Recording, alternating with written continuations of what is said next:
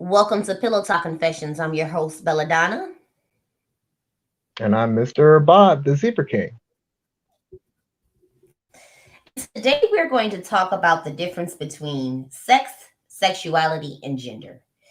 Sometimes people often confuse the two, and I thought it was a good segue from our last episode when we talked about cheating.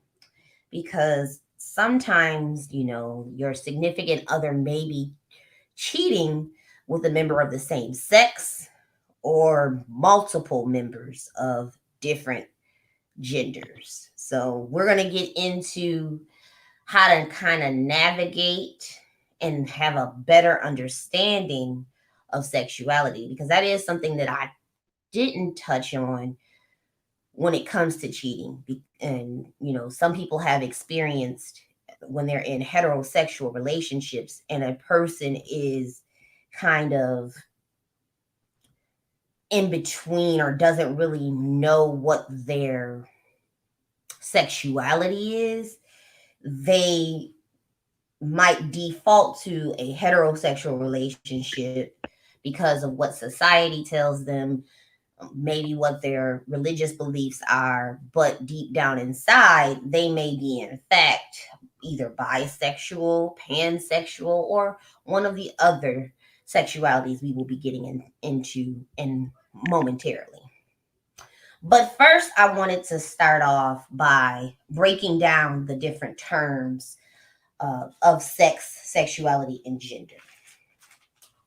But first, before we did that, I wanted to get off and ask, my co-host, Mr. Zebraking, if he knew the difference between the three. Um, Off camera, we went over this, but I want to go ahead and say I would love the reminder because the thing is this: there are plenty of y'all that right now think that y'all know, but as you gonna find out, you didn't know as well as you thought you knew. You had an idea, but here's the actual answer. If you would please. Yes, sir. Thank you. So, sex is basically our related to our actual uh, sexual organs. And it basically is how we were born biological, how they assign uh, us our gender on our certificate of live birth. So our birth certificates. Okay. So gender is how we feel and think about ourselves, how we, naturally react. So it's more of a mental thing. Okay. And then you have sexuality, which is how we express our gender to the world, how we show up, and it also incorporates how we are attracted to people.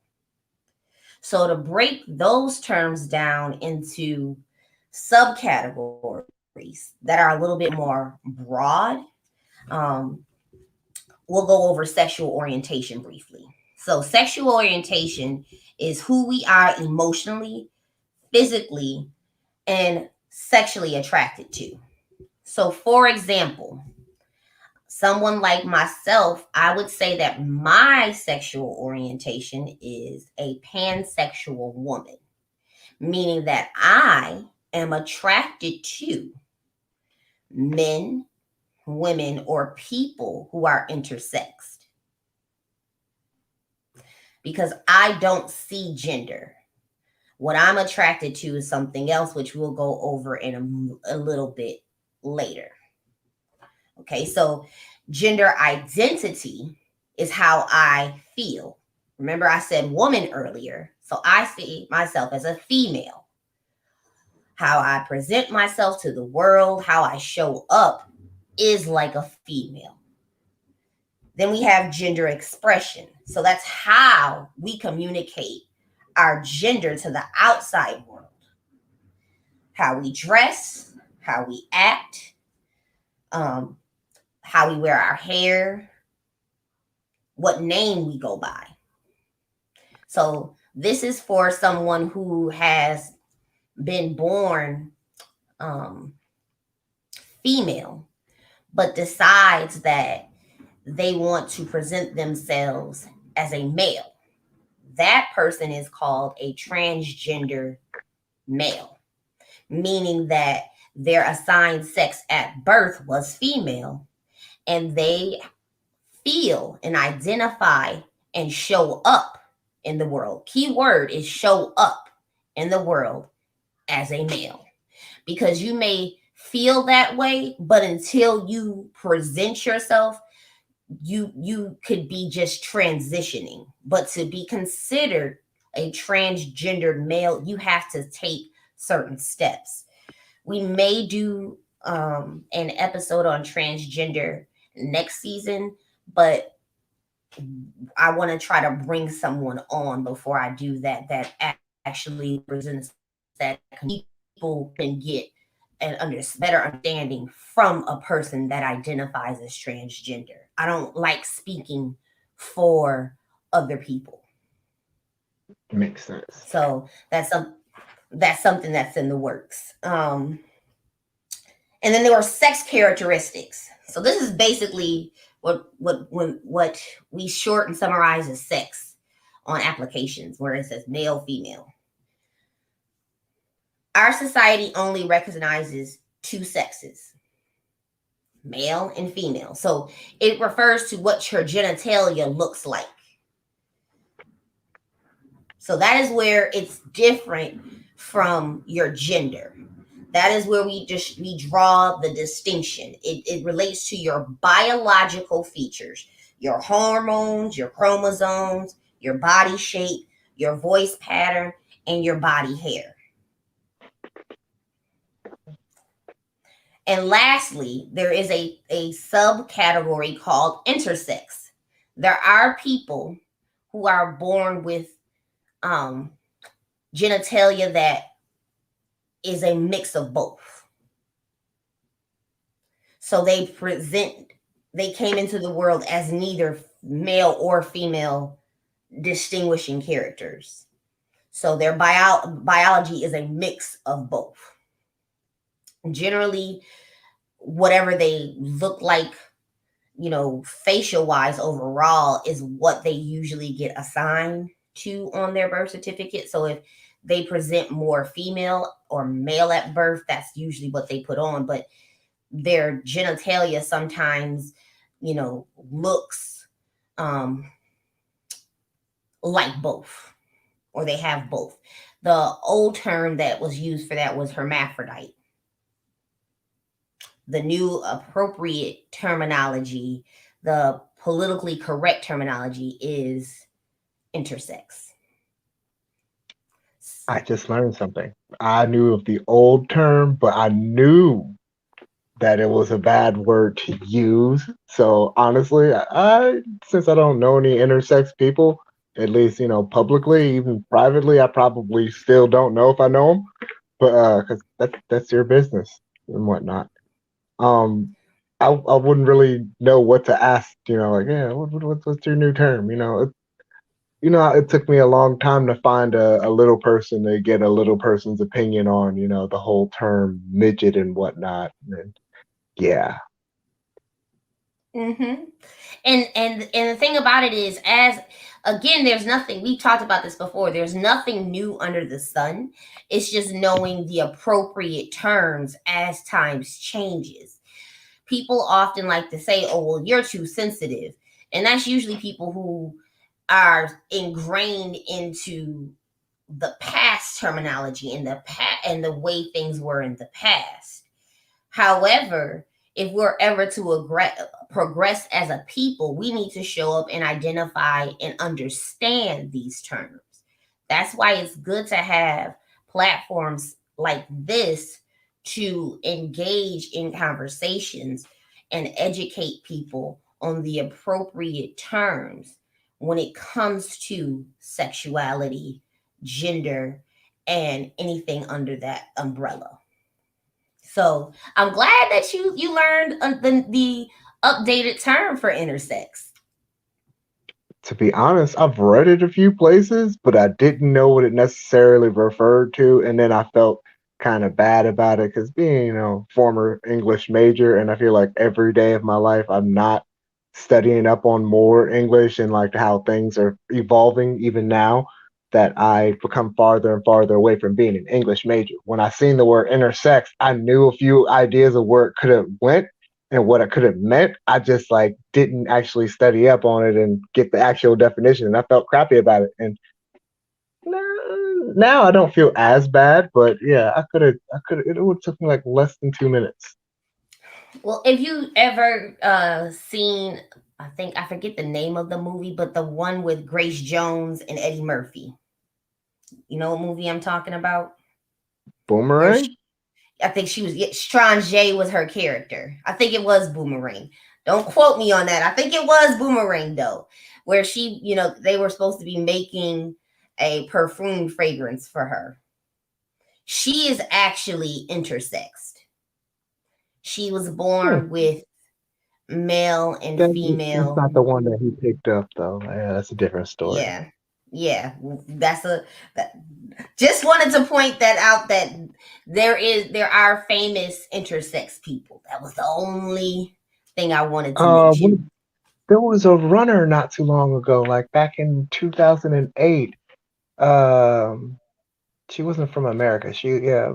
But she was a runner, and like she had, I believe she won like some awards in the Olympics, and they tried to take it away from her because they found out that like technically she wasn't all woman, but she didn't know about it either. Like and the only reason is like they studied up on her blood work after, like to basically try to figure out, no, something's up with her. Something's up with her.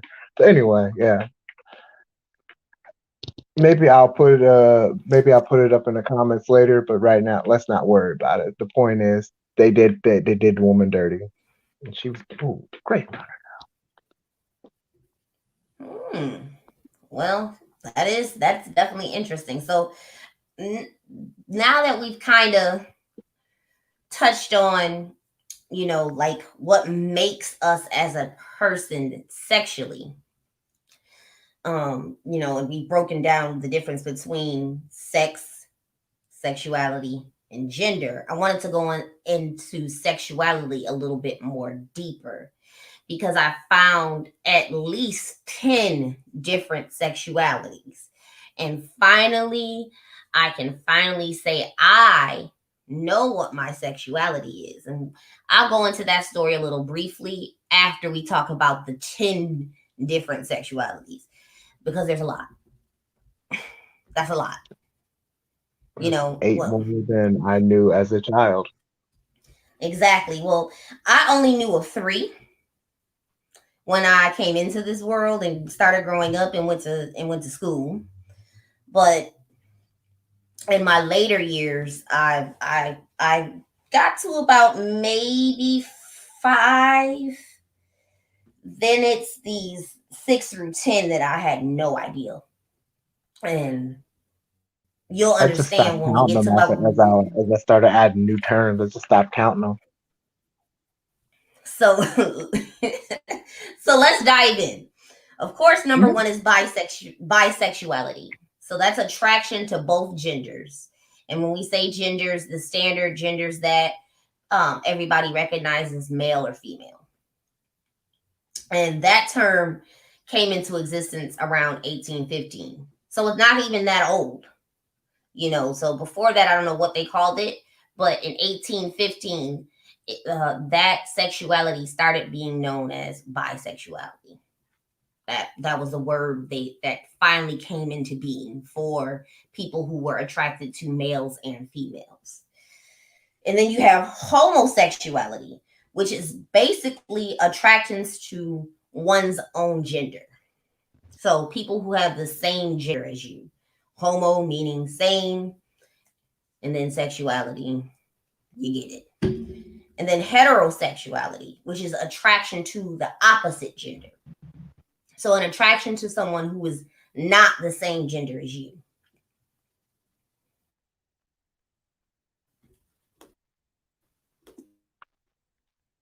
I understand. I got you on that one. Um, for the most part, though, when it really comes to like hetero and homo and whatnot, the a lot of the homosexual people I've known, and like honestly, some of them come like family to me more than my own family. I got to know them Mm-hmm. like when I was about 18, and I call that like my ignorant period because I've always kind of like not really cared, but that was more of the time where I really didn't care to the point where I don't want to know anymore. But that was around the time though that as I got to know my friends and started caring about like, these people, you get to know the people that's in their lives as well. And if these people are important to them, I'm going to at least, take a closer look and see who these people are. Why are they important to you? Get to know. So I got to know the culture. When I say I Mm-hmm. got to know the culture, I got to know from from the gay man's culture. I got to know black lesbian culture. I got to know white lesbian culture. I got to know bisexual, lesbian, black culture. So my mom used to say to me sometimes, she said, "Oh, you going back to the hang out under the rainbow again?" I was like, "Yeah, it's because I hang out under the rainbow. That don't mean I'm gay. That's where you get all the skittles, though." I was just joking with her about it, but they really were a treat. They were funny. They taught me a lot. I learned that, from my gay homeboy that he liked to do drag occasionally and he present himself as a woman. When he was a woman, I did refer to him as a she. Mm-hmm. And there's actually a funny story where another one of our mutual friends thought he was a woman at one point. But if he ever comes around here and feels comfortable with that, I'll let him tell that story. But however, moving on. Anyway, I got to I mean, know my homeboy's gay family and everybody there, like as in the gay dad, gay mom, like basically the ones that helped him come into this and supported him the most. I didn't know that people had gay families. yeah, it's a whole community that is beautiful, and it's when you are left out of a community, you have to build your own. And I had that post the other day. When people don't offer you a seat at your at their table, you create your own. For those of you who are interested in that post, you can see it at Belladonna underscore 405. So I'm all about making my own table, and that's basically what the LBGTQIA plus community has done. So now let's get into the other six, because we covered well, actually, no, seven. We covered the first three, but we have not covered the remaining seven. So this is where the subcategory or the overall umbrella term for my sexuality is, because it goes like an umbrella. So pansexual encompasses all, and then they have offshoots. So the pansexual is like an attraction to all genders. So for me specifically, I don't necessarily subscribe to, oh, I'm attracted to this male or this female. I look beneath that surface layer, and I recognize that people have a balance of masculine and feminine qualities. Okay. So I can talk to a lesbian stud who I find attractive because she presents in a more masculine way. I'm attracted to her masculinity. Whereas I can talk to a bisexual male who is very comfortable in expressing his masculine as well as his feminine qualities, so much so that he's kind of almost intersexed or androgynistic, to where, so that is where I say I'm pansexual, because I have never slept with a transgender, but I don't mean to offend anybody when I say this, but the type of porn that I like is chicks with dicks. Just putting it out there. And that's where I'm like, okay, you know, I'm cool with that. And it took me a long time to understand that. And it was basically not many people know this. So anybody who's listening to this podcast, whether it is on our YouTube platform and they're seeing me, or they're listening on, whatever platform we are on as far as the podcast is concerned, you now know something that most people don't know about me, because Maybe I don't this wear is why my. my mom keeps calling. I didn't It's catch just the that. content. That's it. Maybe this is why my mom stopped calling on the weekend. Because she said she was going to start listening to the podcast more often. And then she stopped calling me on the weekend. So she could be one of these people who gets offended. I'm sorry. I was just really, I was listening, but like it just dawned on me. It's not for the our content is not for the faint of heart, but I know by that individual who reached out to me about BDSM, I'm connecting and it's getting somewhere. So our platform is definitely needed because that gentleman was able to get help from one of our past guests. Well, all right So then. Shout out to the mystery man yes, and and or woman. shout out to our past guest Kim, the dominatrix, who was able to help him. So that just goes to show you that I'm not trying to reach everybody or even make anybody convert to the tribe, because But if you subscribe and you vibe with the tribe,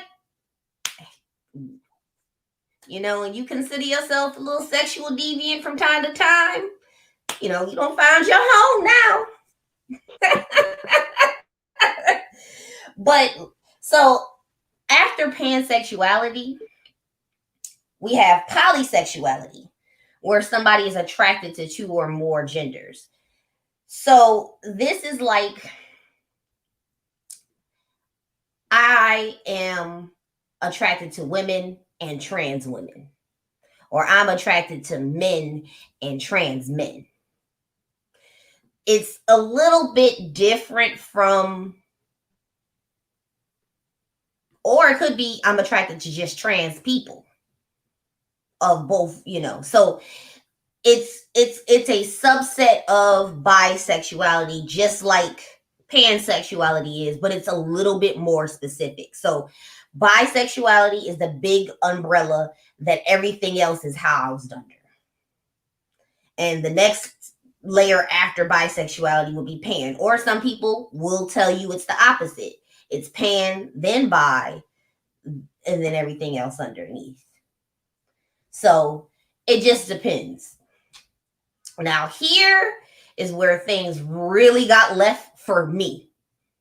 Okay, so it didn't get left with all of the other stuff. It got left because I just can't subscribe to the mindset of this particular type of sexuality, because I didn't even think it was considered a sexuality, but asexuality, where you have no sexual attraction to any I've had a gender. friend like that when I was in ninth grade, and by like 11th grade, I just thought like, oh, like you, what you mean? You're like you gay? No, he's not gay. He's not straight. He just doesn't really care to really like. He's not attracted to it. It doesn't matter. Exactly. And that's not to say that those people don't have relationships. It's just that sex isn't their thing, and that's not how they connect with people. So, you know, they can be functioning members of society. It's just that a freak, I guess, like me, that's odd. Like I wouldn't know how to exist in this world without my sexuality. You might I want just to have more conversations. You might want to, just hang out a little bit more often. Exactly. I would love to connect with somebody to pick their brain and understand that. Like that's what this podcast is for. Like I love talking to people who don't think like me or don't operate like me because I get to see things from their perspective while I engage in conversation and I can appreciate my differences and respect them. So, the next part is gray sexuality. So, a gray asexuality, sorry. So, this person is asexual, but sometimes they experience a sexual attraction. Not often, but they do. So, that's another subset. Like I told you, like there's umbrellas. So there's a asexuality, and then there's uh gender or excuse me, gray asexuality.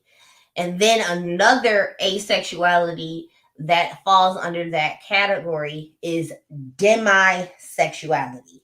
So these are people Yes, yes, yes. who only form a sexual attraction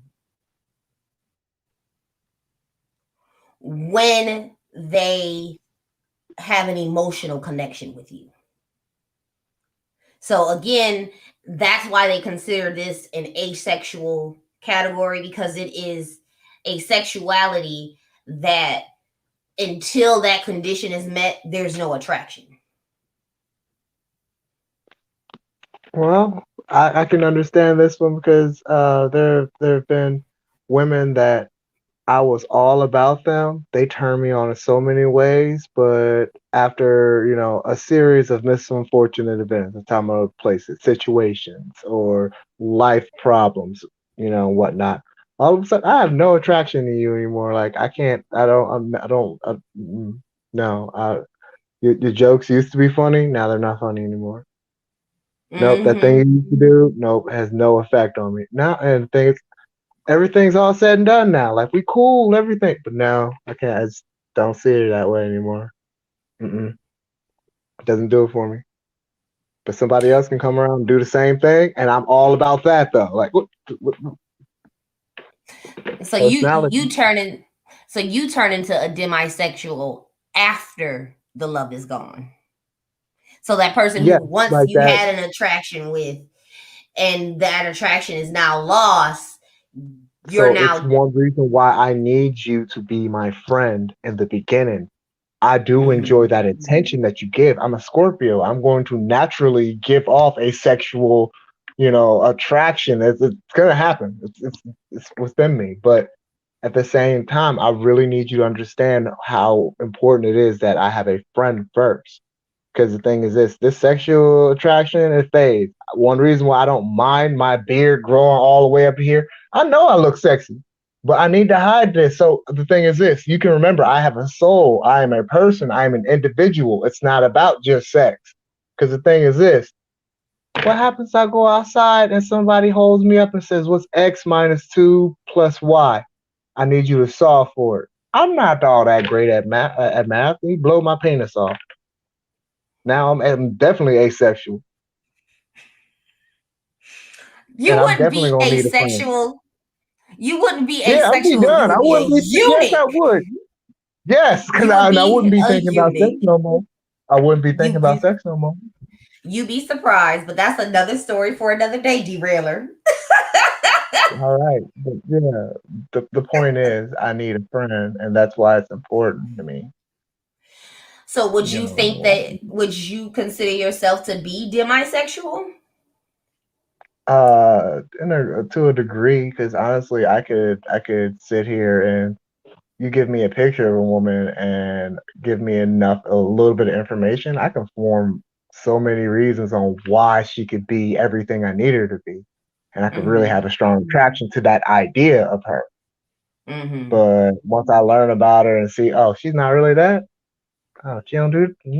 Yeah. Yeah, I'm a little bit of a demisexual. Yeah. So you fit into the heterosexual demisexual category because we're going to talk Yes. about that part next. So the last two, were like mind opening, and this is where I found my home. It's androsexuality and gynosexuality. Now, gyno should be very familiar because if you think about the word gynecologist, I who don't go to them. exactly? So, who goes to a gynecologist? That would be me over here. So, that is a sexual attraction to the feminine gender presentation. So, a person could be a gyno, they could have a gynosexuality, meaning that they're attracted to trans women and women as well. So they just like the feminine aspect of a woman, you know. And then there's androsexuality, which is on the opposite end of the spectrum. So they're attracted to men and trans men. So I fit under the pansexual with the androsexuality category, but more so kind of leaning more towards the middle because I can sometimes I like aspects of a woman's body, you know. I Hey, like the it's a great curves. and wonderful creation.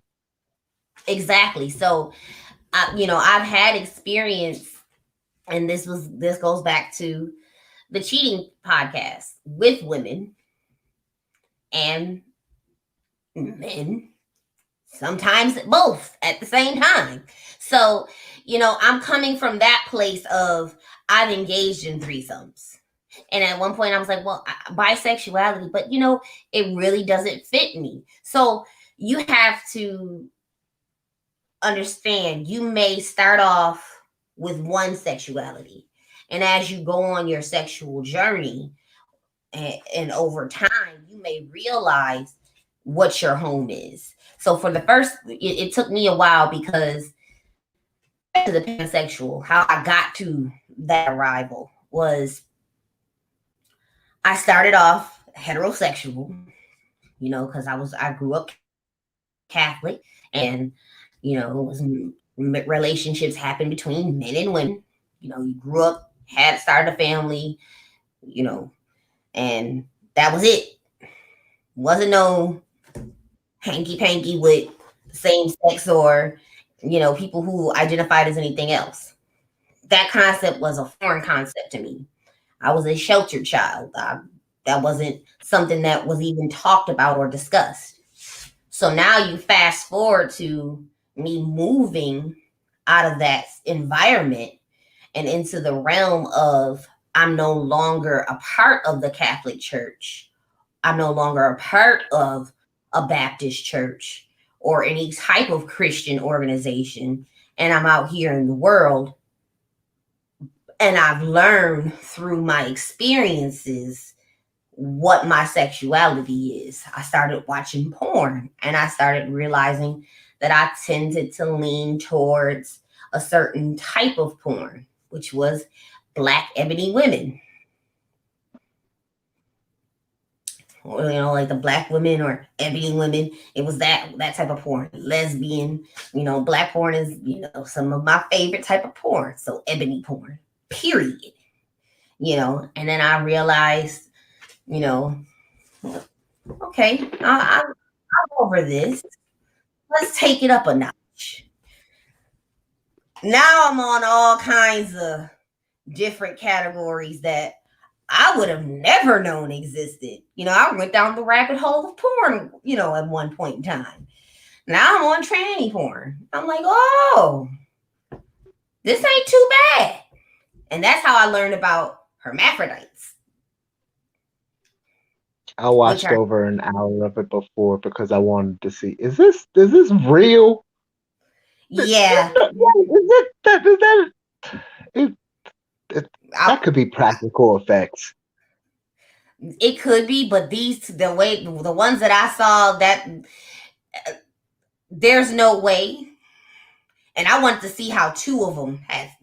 That's another topic for another day. We gonna get into that later. Look, But I couldn't bring myself to do that. I mean, I watched like the the intersex female for the most, like, well, chick up top, bottom, of course, but yeah, it also had the penis. But yeah, I watched her with another woman. I don't know what you would necessarily refer to that intersex being as, but she was presenting herself as a woman until, the way it started was two women are sitting in the bedroom and one of them goes, "Man, I really wish I had some dick." Well, guess what? I got some right here. And she pulls up her little mini skirt and it's like, and it was like 4 or 5 inches of this weird looking pink thing. And I was just like, is that real? No. See that's more like, I hate to say this, I don't think that that's an intersex person, because an intersex person usually Had a vagina underneath. has a vagina underneath, and they do not have testes. There was no testes. It was just a pink chub of a dick. Okay, but did they have the vagina underneath? Yeah.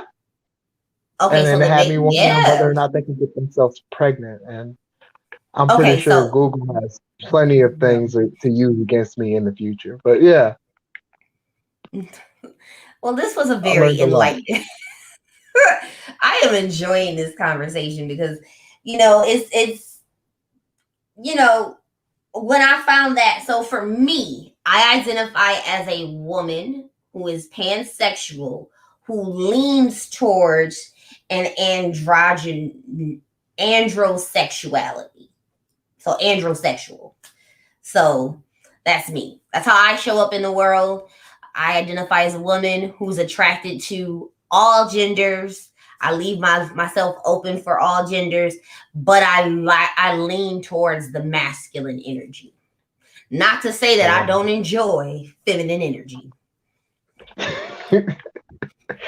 I am a cisgendered male, heterosexual, leaning toward demisexual tendencies.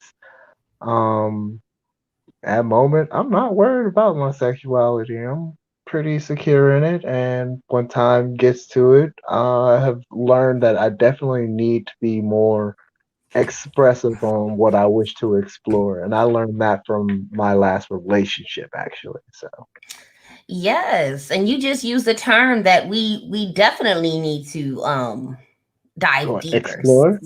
Yes, cisgender.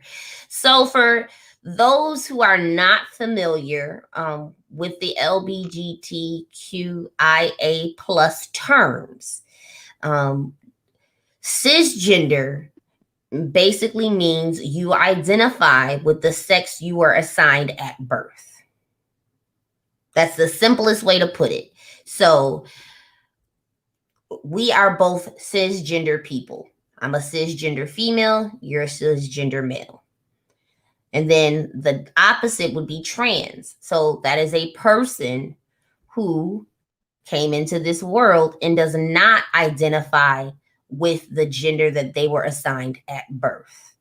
Those people usually take steps to show up and represent themselves as the gender that they identify with on the inside. So they go through a transformation. So that's the key aspect of that. They first start with the mental and then they manifest it in their physical, whether it be with hormones, whether it be with gender reassignment, whether it just be changing their clothes. They're doing something physically to alter their and assist them in their transformation. That's the best way to simplify it without complicating things for those of you who may not understand it. I hope that that sheds some light. If it doesn't, we can definitely dive deeper and do a full episode on that in season 3. So, before we wrap things up, I wanted to pose a question to our listeners and viewers, specifically our YouTube watchers. Did you know about all 10 sexualities that we listed? The next question is, Were you aware of the difference between sex, sexuality, and gender? And lastly, was this an eye opening experience for you? Did you at any point during our discussion raise your eyebrows, gasp, take a deep breath in? Just drop down in our comments and let us know. I'm gonna go ahead and let y'all know now that a lot of my eye movements and whatnot, yes, they happen because I've been learning and I do have body language, but it's also because as you see, the closer I get, there's this light has been in my eye. And although we've been recording for a little bit, I've been on here like double the time that y'all will see. So I've had a light like directly in my eye retina. I've been trying to keep myself from having blue eyes because that lets in more light. It's been blinding, but it's all right. We're gonna work on this lighting situation so you can see my pretty face and we can all get it together. So don't forget to vibe with our tribe. Make sure you guys comment and let us know what are some of your favorite parts of this discussion as well.